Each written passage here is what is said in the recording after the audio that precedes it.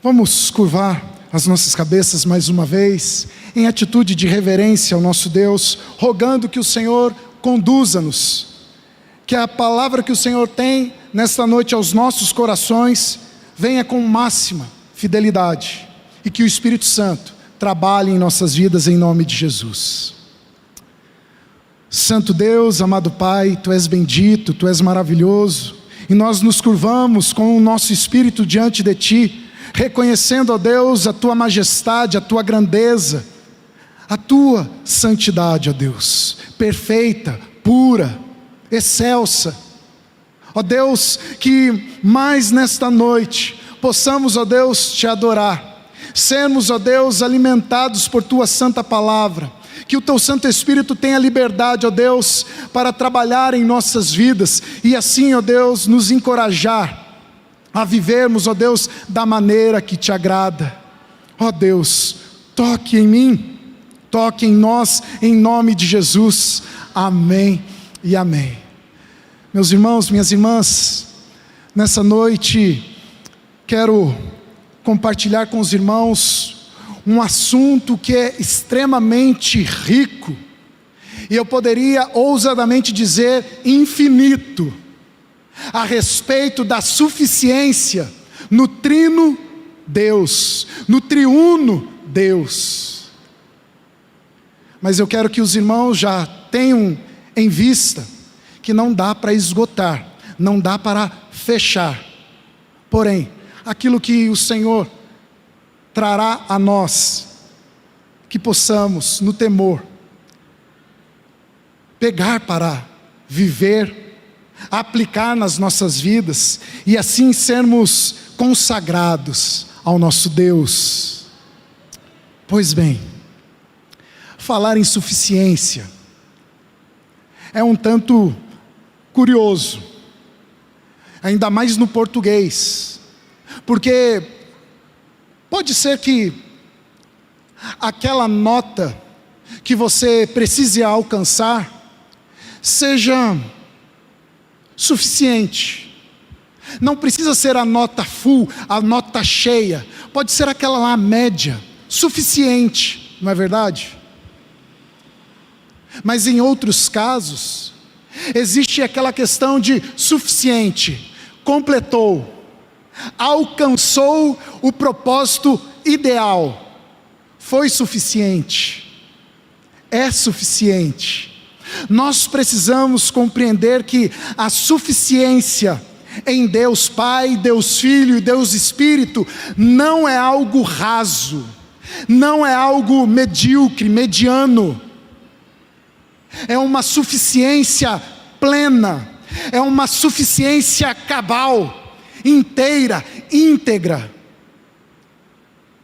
Mas, dito essas palavras que nos conduzem a uma ponderação, a uma reflexão a respeito dessa inteireza do qual nós buscamos em Deus, nós precisamos observar alguns feitos, alguns detalhes, algumas situações dos quais nós precisamos decifrar, precisamos reconhecer, discernir o quanto Deus tem movido, tem promovido no coração do povo dele, e por que não dizer também nos nossos corações, se assim nós temos sido um povo que se chama pelo nome dele, se é que nós temos nos humilhado diante dele e também diante dos homens.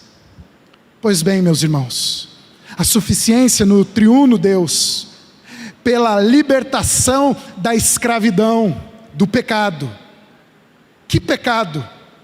Do conformismo e da idolatria, do narcisismo e prepotência.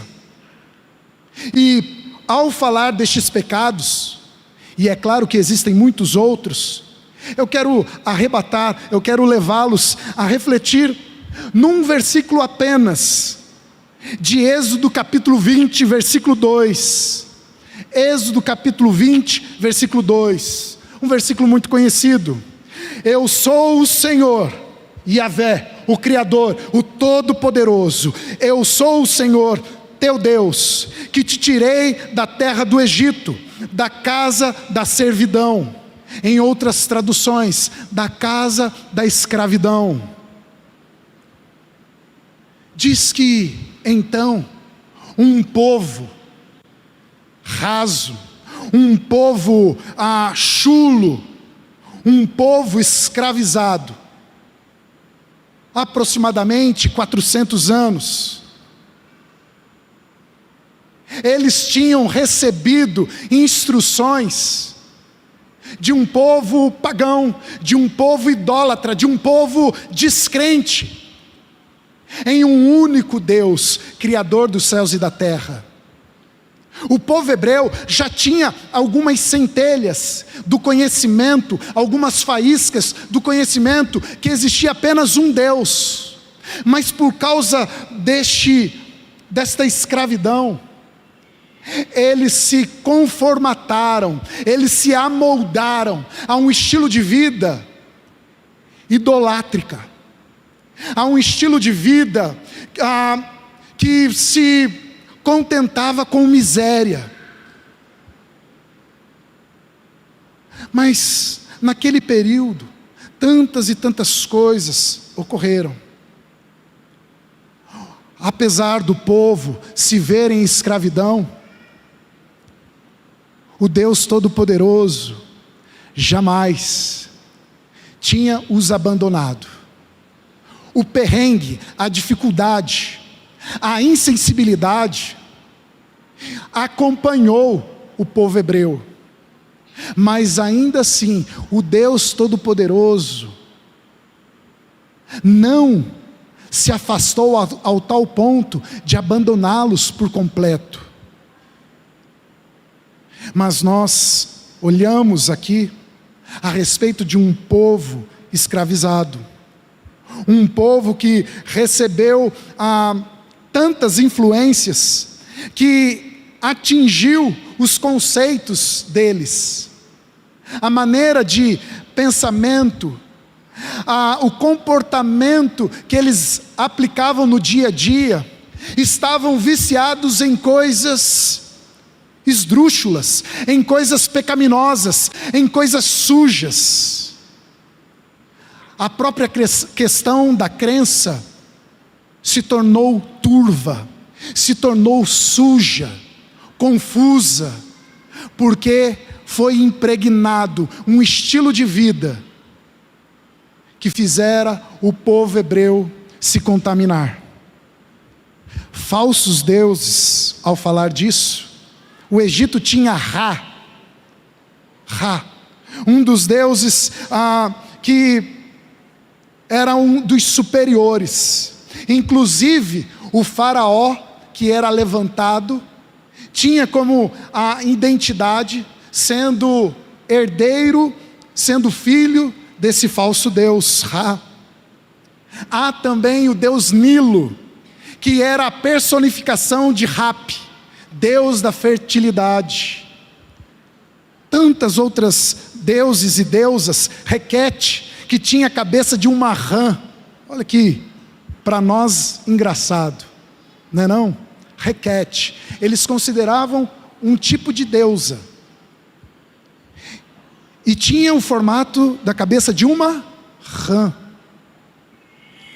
Existem muitas outras divindades egípcias: Íris, deus da água; Osíris, deus do fogo; Shu, deus do ar, entre tantos outros. Imaginem quantos rituais o povo egípcio praticava e os hebreus aprendiam, mesmo não querendo.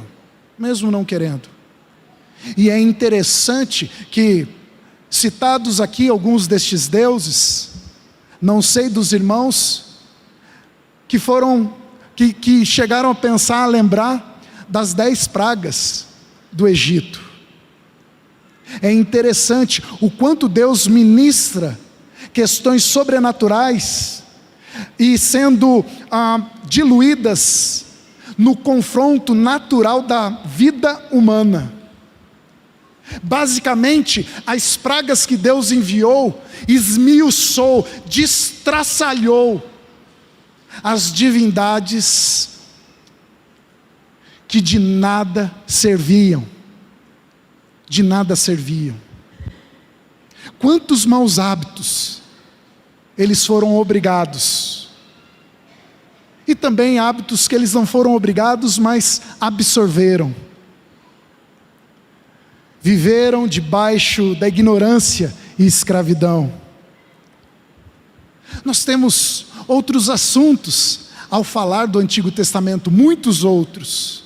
Quem se lembra da história de dois irmãos, em que um tira a vida de outro, por causa de ciúmes, por causa de inveja, e de um certo narcisismo? Caim matou Abel, ficou inquieto por não ter sido honrado, não foi elogiado, nem aprovado, e por isso tirou a vida do seu irmão. A prepotência de um pequeno grupo que veio a crescer, tiveram a ousadia de edificar uma grande torre, para fazer os seus nomes célebres, conhecidos, adorados, a Torre de Babel. Meus irmãos, eu preciso citar estes momentos, de muitos outros que os irmãos podem recordar, do qual o ser humano se viu muitas das vezes escravizados, acorrentados, cativos, presos, em coisas que desagradavam aquele que é o autor da vida, aquele que é o único digno de toda honra e de toda glória. Mas um povo que tinha recebido sinais do Criador, vez ou outra se afastavam da direção de Deus. Essas histórias, dentre muitas outras, só nos reportam, nos relatam como o coração humano se tornou escravo do pecado, após a desobediência, após a queda de Adão e Eva. Mas isso não impediu o braço forte do Senhor, o braço poderoso de Deus, de agir em prontidão e socorro para o seu povo. Temos um Deus que conduz um povo escravizado para a libertação, tira da miséria e conduz para uma nova terra. A suficiência no triuno Deus está em que Ele não se acovarda e nem se retira do propósito que Ele mesmo estabeleceu. Ele não deixa perdido as ovelhas das quais pertencem a Ele. Mas se pertencem a Ele, por que se perderam? Ou por que se desviaram, transviaram dos seus caminhos? É interessante olharmos dentro da história esta questão da livre agência que nós temos, não o livre-arbítrio. Por que eu falo de livre agência, meus irmãos? Nós temos uma liberdade de fazer isso ou aquilo, mas com relação a dizer, eu não peco hoje, eu não consigo. Eu não consigo dizer eu não peco, ou eu não pequei hoje. E é neste assunto que também encontramos a suficiência do Trino Deus, em que Ele trabalha nos corações daqueles que nele confiam, daqueles que nele esperam. Temos um Deus que se agrada da fé, que produzida se vê em frutos de obediência, gratidão, muito mais do que volume de coisas, muito mais do que apresentação, até mesmo dos nossos dons e talentos. O que importa ao Senhor é o nosso coração, que não tenha altivez, orgulho, ganância, arrogância, Mas ao falar sobre isto, nós não temos o que eu costumo dizer, femômetro. Nós não conseguimos entrar no coração do papai e da mamãe, do filho, da filha. Nós não temos essa capacidade. Mas é interessante, dos momentos em que nós encontramos na palavra de Deus, o Senhor não vê como o homem vê, o Senhor vê o coração.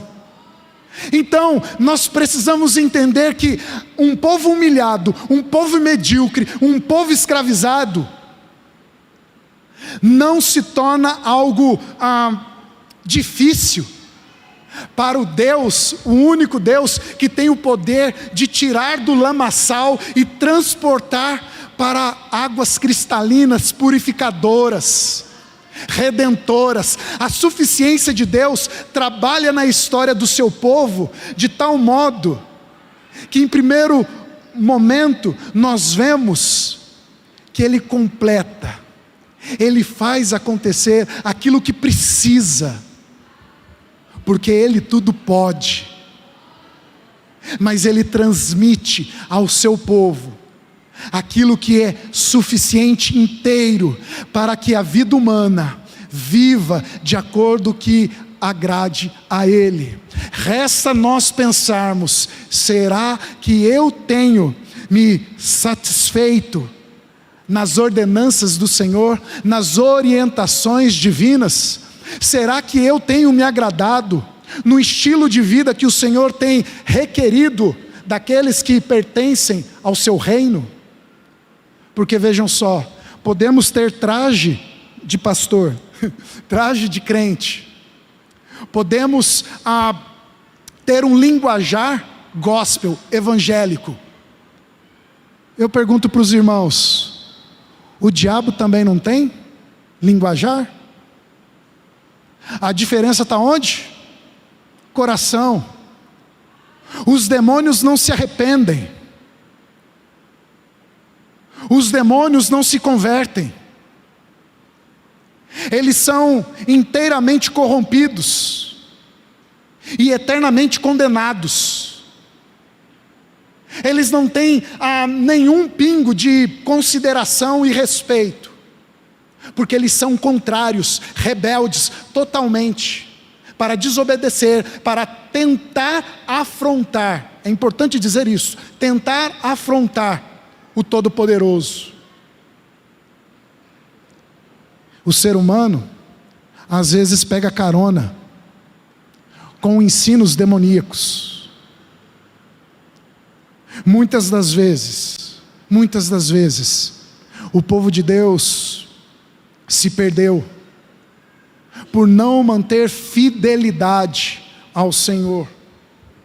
E é por isso que, ao refletirmos sobre esta suficiência do triuno Deus, em que Ele gera libertação, podemos também refletir na transformação que Ele ministra sobre o seu povo.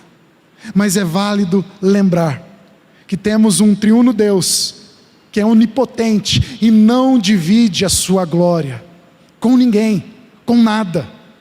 E realmente somente a Ele, a glória, o domínio e o poder. Pergunto então, como você tem vivido esta liberdade cristã? Será que nós não temos dado brechas a uma pseudo-liberdade, a uma libertinagem, a um exagero, ao nos perdermos nos relativismos? Talvez, pode ser. Mas era um jeito dos judeus e dos hebreus. Nós agora temos uma outra forma. Tirando os rituais de cerimônias, jeito cultural, princípios e valores da fé cristã, das virtudes do temor, ou que levam ao temor a Deus, não tem relativismo, não tem também uma questão de dúvida. Eu não posso me posicionar perante a igreja. Nós pastores e nós cristãos não podemos nos posicionar duvidosos, ou então, digamos assim, com muita sensibilidade diante do mundo, que tem vivido as perversidades de maneira largada.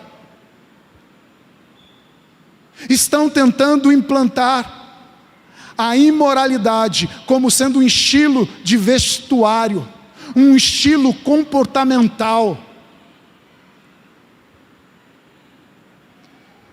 O povo hebreu também foi eles foram expostos a idolatrias que tinham rituais sexuais.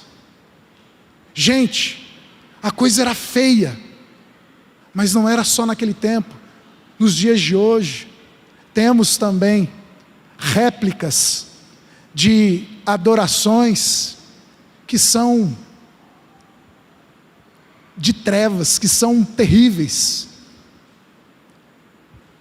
E como a igreja tem se posicionado, como nós estamos nos comportando, porque o Cristo que veio para nos libertar, nos foi suficiente, nos suficiente para vivermos em novidade de vida, nessa transformação que toca na nossa alma, na nossa mente, no nosso coração.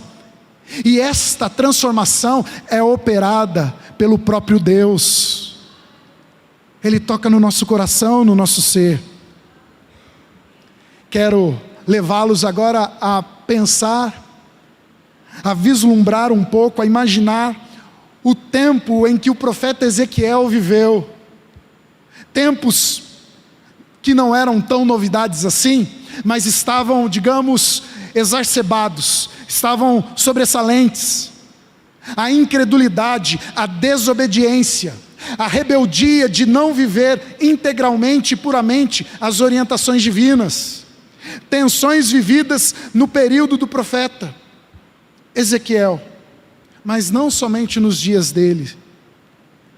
Nós vemos aí um povo que arrumava o tabernáculo, que cuidava da hora disso e daquilo, os levitas que limpavam as coisas, a outra parte dos levitas que se preparavam para cantar, e pasmem, eles faziam bem feito. Quando nós olhamos os textos bíblicos, dá a impressão, em aparência, que a coisa era meio truncada.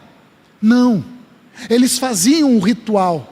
A grande questão é que o ritual que era feito, muitas das vezes estavam com seus corações com incredulidade, ou então faziam partes dos rituais de maneira com descaso, com desdém, e até mesmo introduziam coisas que não pertenciam ao culto ao Senhor.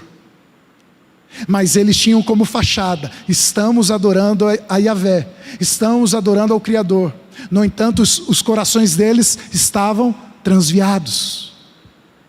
Não é à toa que lá em Isaías capítulo 1, muito semelhante ao período do profeta Ezequiel, Miqueias e tantos outros ali, as pessoas se preparavam para as festas, mas o próprio Deus não estava contente, não se agradava, porque as pessoas estavam fazendo os rituais de maneira a desonrar o Deus Criador.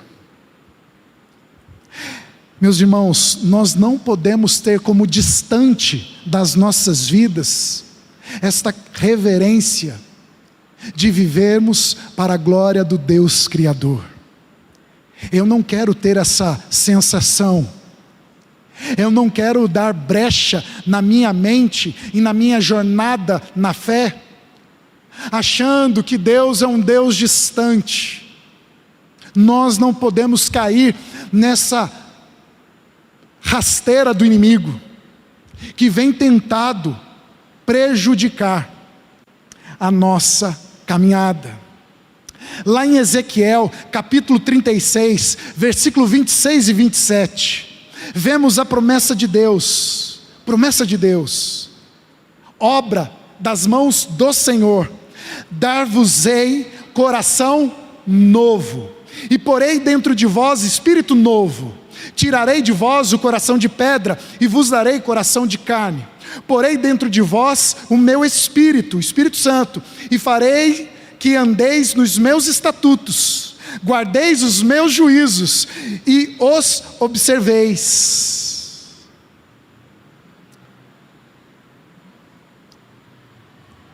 Amados, o que é preciso para nos contentarmos e para vivermos nesta inovação de vida, renovação de vida, transformação?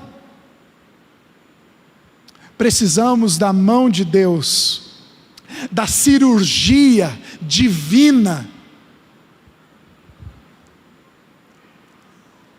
Eu não sei se minha humilhação é suficiente para Deus, mas eu não duvido da graça e misericórdia do meu Senhor.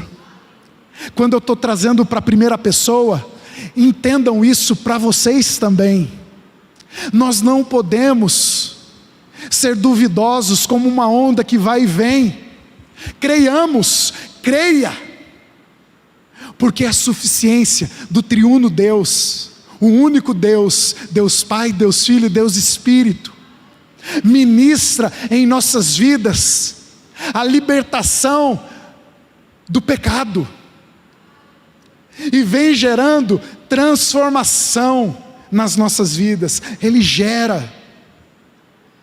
Não é pela nossa força, não é pelo nosso poder, não é pelas nossas habilidades, destrezas, não são por quaisquer virtudes que aparentemente eu e os irmãos possam apresentar, mas é tão somente pelo amor do Senhor. Saibam disto: nada nem ninguém pode prejudicar a ação de Deus, a história do Senhor para as nossas vidas. Tudo coopera para o bem daqueles que amam a Deus, tudo concorre, até mesmo os momentos difíceis, para fazer com que a gente aprenda a dependência, a voltar os nossos olhos ao Senhor. Quando vimos lá no Evangelho de João, capítulo 17, a questão de que peço, Senhor, que não os tires do mundo, mas os livre do mal. O termo original no grego tem a ver com maligno, porque nós passamos males nesta vida, mas aqueles a quem os filhos de Deus o pertencem, o maligno não o toca. Ora, vida de Jó, o capiroto estava lá, passeando, rodando, rodeando a terra. E aí? O que aconteceu? O diabo colocou o braço assim: vamos ver quem que vence? Eu sei, eu já ouvi falar que o Senhor é o Todo-Poderoso, habitei aí por um tempo, mas olha, eu também tenho minha força.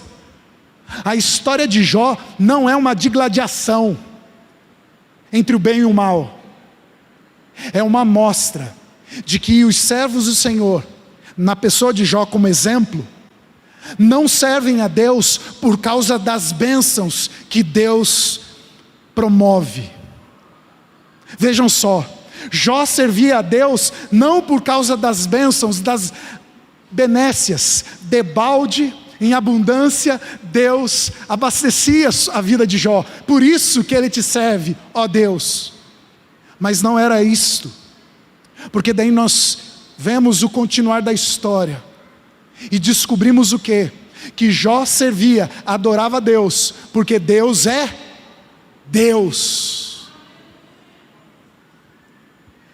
E aí eu trago para mim e para você: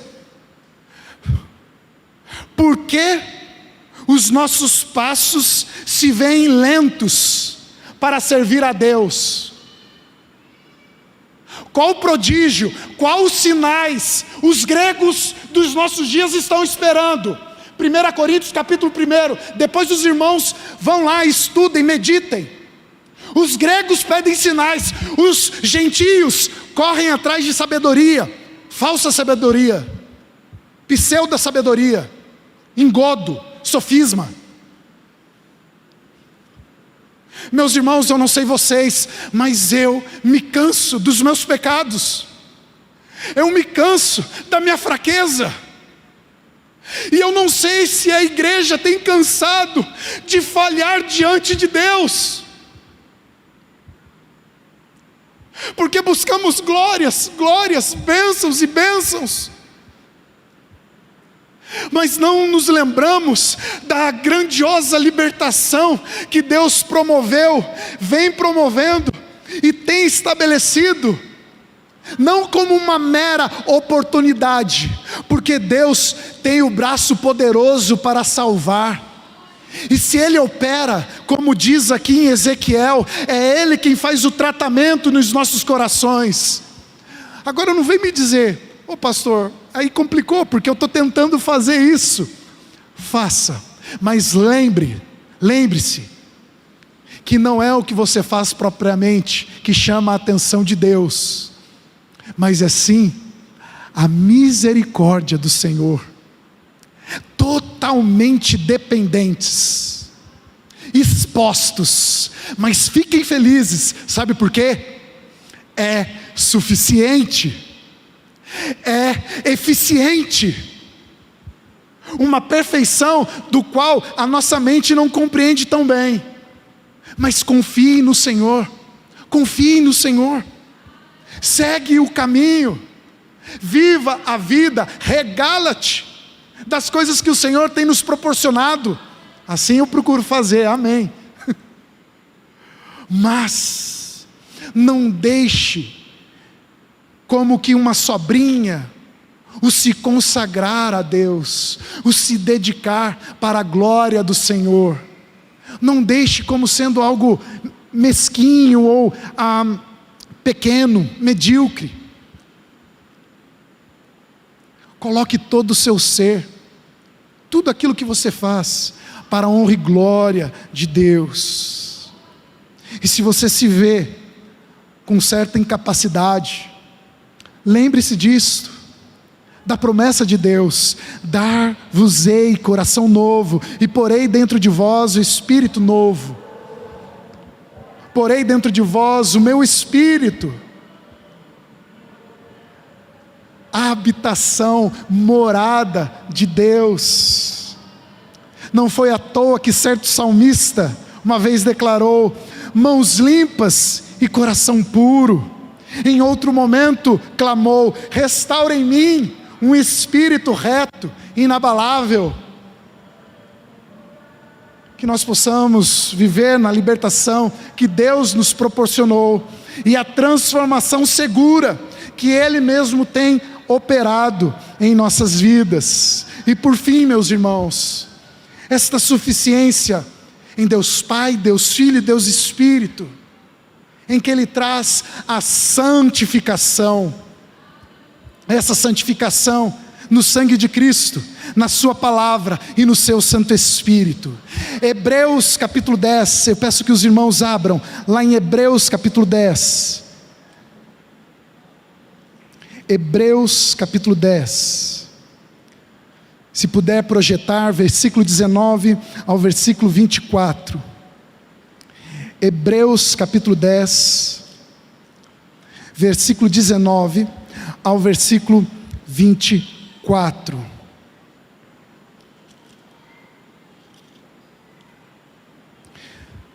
amém? Acompanhem, meus irmãos. Tendo, pois, irmãos, intrepidez, ousadia, para entrar no Santo dos Santos, pelo sangue de Jesus, pelo novo e vivo caminho, que Ele nos consagrou pelo véu, isto é, pela sua carne, e tendo grande sacerdote sobre a casa de Deus, aproximemo-nos com sincero coração, em plena certeza de fé, tendo o coração purificado de má consciência e lavado o corpo com água pura, guardemos firme a confissão da esperança, sem vacilar, pois quem fez a promessa é fiel. Consideremo-nos também uns aos outros para nos estimularmos ao amor e às boas obras. Esta suficiência na santificação, coisa que tem sido muito fora de moda das igrejas de um modo geral, a santificação. O irmão está querendo ser crentão, por isso que ele está falando, vamos jejuar. A irmã está querendo ser super crente, super santa, para convocar para orar, para ler, para meditar, para fazer uma devocional. Meus irmãos, eu não vivi em outros tempos, mas me parece que nos dias atuais, eu nunca vi a igreja, de um modo geral, tão desinteressada em santificação.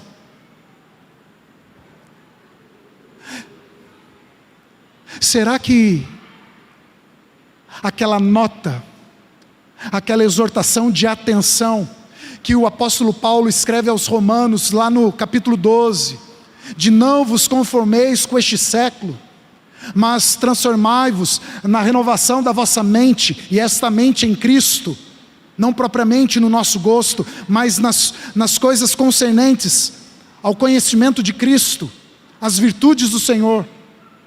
Será que nós não temos percebido que muitas das vezes temos nos conformado com as coisas deste mundo, vestido uma moda indecente, utilizado um palavreado incoerente?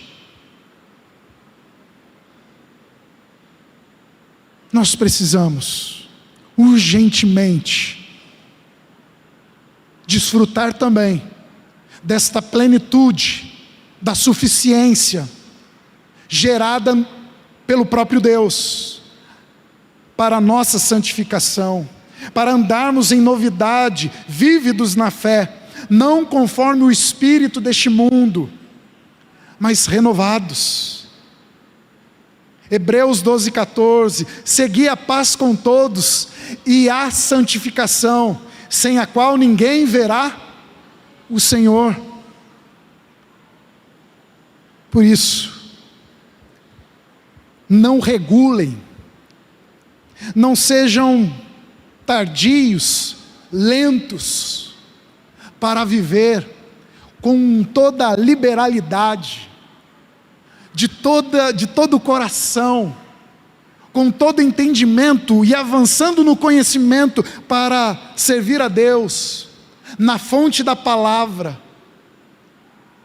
e assim glorificar a Deus e testemunhar àqueles que estão à nossa volta, que existe um único que tem poder para salvar, que existe alegria real, sem ser nos prazeres deste mundo, mas nos prazeres que o Senhor tem nos proporcionado a vivermos de maneira correta, zelosa.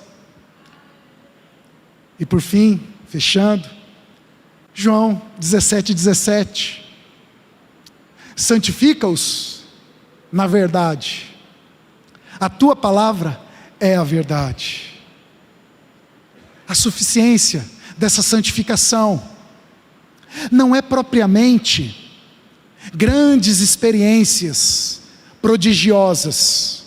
Vejam só, a suficiência. Por que eu falo isso? Eu não sou contra e nem descrente daquilo que Deus pode mover e promover na minha vida, nas nossas vidas, de maneira sobrenatural. Eu não sou descrente, mas eu estou pontuando o quê? Que nós devemos ser desejosos em viver a palavra do Senhor, em sermos santificados na palavra do Senhor, porque senão seremos como Corazim, não é? E Cafarnaum, é isso mesmo? Corazim e Cafarnaum, vocês se lembram disso? Lá em Mateus, Jesus Cristo falando assim, olha, eu andei entre eles e fiz milagres. Eles viram, eles ouviram a respeito das transformações. Ora, se estes milagres tivessem sido feitos em duas cidades terríveis no Antigo Testamento, há muito tempo eles teriam se convertido. Basicamente, Jesus Cristo está dizendo o quê? Olha, não são os sinais que subsidiam, não são os sinais, e não são propriamente experiências sobrenaturais, miraculosas, que alimentam a vida do cristão, dos filhos de Deus. O que alimenta, sabe o que é? Obediência. Obediência à palavra de Deus. É viver esta liberdade que foi gerada na libertação pelo próprio Senhor. É desfrutar dessa transformação, dessa inovação que o próprio Deus tem feito nas nossas vidas, e desta maravilhosa santificação, nos desapegando, nos desafeiçoando, nos desgarrando de todas as coisas que são contrárias à vontade de Deus. Que isso não seja utópico, que isso não seja algo simplesmente um devaneio, um pensamento, porque me parece, meus irmãos, que às vezes os crentes estão vivendo, mas sem Cristo. E isso é pesado. Mas eu não vou deixar os irmãos com os corações pesados, de modo algum. Tudo isso aqui só nos revelam que o Senhor nosso Deus ministra, tem operado com suficiência plena, gloriosa, aquilo que nenhum outro alguém, em nenhum outro lugar se pode encontrar ou achar, tão somente em Cristo Jesus, o Rei da Glória, o Senhor dos Senhores. Que nós possamos descansar de que aquilo que o Senhor fez, faz e fará é suficiente para prosseguirmos nesta jornada. Se consagre. Recentemente eu falei com os irmãos, não lembro qual grupo, são muitos, mas eu falei o seguinte: